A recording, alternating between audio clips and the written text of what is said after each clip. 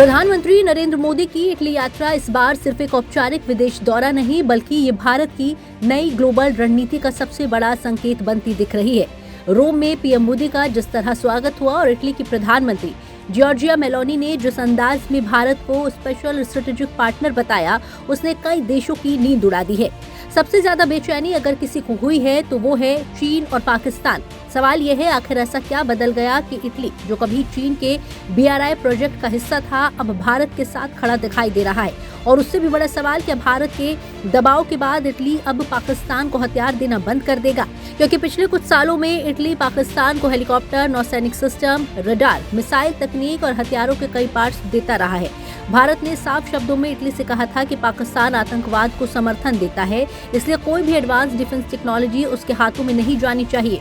यही वजह है कि रक्षा मंत्री राजनाथ सिंह ने अपने इतालवी समकक्ष गुइडो क्रॉसिटो के सामने ये मुद्दा मजबूती से उठाया। अब मोदी मेलोनी मुलाकात के बाद दुनिया ये देखने लगी है कि क्या इटली वास्तव में भारत की सुरक्षा चिंताओं को प्राथमिकता देगा या फिर पाकिस्तान के साथ अपना पुराना रक्षा कारोबार जारी रखेगा। असल में भारत अब सिर्फ दोस्ती की राजनीति नहीं कर रहा बल्कि ग्लोबल पावर बैलेंस बदलने की कोशिश कर रहा है। यही कारण है कि मोदी की ये यात्रा चीन को सबसे ज्यादा चुभ रही है। वजह है IMEC यानी India middle east Europe economic corridor.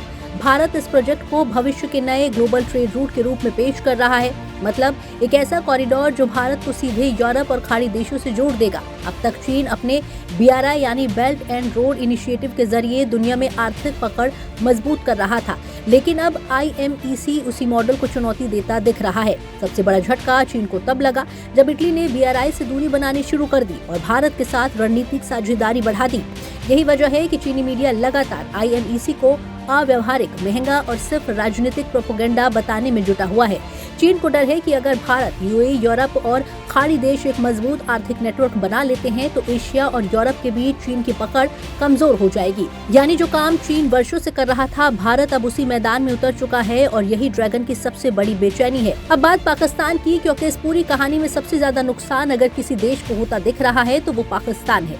Pakistan वर्षों से अपनी भौगोलिक स्थिति को अपनी ताकत बताता रहा। चीन पाकिस्तान इकोनॉमिक कॉरिडोर यानी CPEC को उसने अपनी आर्थिक लाइफलाइन बताया, लेकिन अब IMEC ने पाकिस्तान को लगभग बाईपास कर दिया है। पाकिस्तानी मीडिया और थिंक टैंक्स खुलकर कह रहे हैं कि भारत बिना युद्ध किए पाकिस्तान की रणनीतिक अहमियत खत्म कर रहा है। पाकिस्तान पहले ही चीन के कर्ज में दबा हुआ है, ऊपर से उसकी अर्थव्यवस्था संकट में है। ऐसे में अगर दुनिया का नया ट्रेड रूट पाकिस्तान को छोड़कर बनता है तो इस्लामाबाद की मुश्किलें और बढ़ेंगी। यही वजह है कि पाकिस्तानी चैनलों पर लगातार ये चर्चा हो रही है कि खाड़ी देश अब पाकिस्तान को नहीं बल्कि भारत को अपना सबसे भरोसेमंद पार्टनर मानने लगे हैं। कभी UAE और सऊदी अरब को पाकिस्तान अपना सबसे करीबी साथी समझता था, लेकिन अब वही देश भारत के साथ अरबों डॉलर के समझौते कर रहा है।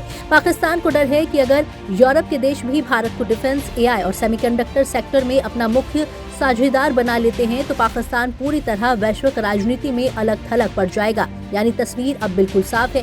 पीएम मोदी की ये विदेश यात्रा सिर्फ तस्वीरें और स्वागत तक सीमित नहीं है, इसके पीछे एक बहुत बड़ी रणनीति काम कर रही है। भारत अब दुनिया को ये संदेश दे रहा है कि वो सिर्फ दक्षिण एशिया की ताकत नहीं बल्कि global supply chain, trade route और डिफेंस पार्टनरशिप का नया केंद्र बनना चाहता है। इटली जैसे यूरोपीय देश और भारत के साथ खड़े दिखाई दे रहे हैं और यही चीन पाकिस्तान की सबसे बड़ी चिंता बन गई है। चीन को डर है कि IMEC उसके BRI की चमक फीकी कर देगा और पाकिस्तान को डर है कि दुनिया के नए नक्शे में उसकी जगह ही खत्म हो जाएगी। अब सबसे बड़ा सवाल यही है, क्या इटली सच में पाकिस्तान को हथियारों की सप्लाई सीमित करेगा? क्या भारत की कूटनीति पाकिस्तान के रक्षा नेटवर्क को कमजोर कर पाएगी? और क्या IMEC आने वाले समय में चीन की आर्थिक बादशाहत को चुनौती देगा? क्योंकि अगर ऐसा हुआ तो ये सिर्फ एक कॉरिडोर नहीं होगा बल्कि दुनिया की बदलती ताकत का नया रास्ता साबित होगा। ब्यूरो रिपोर्ट, जी मीडिया।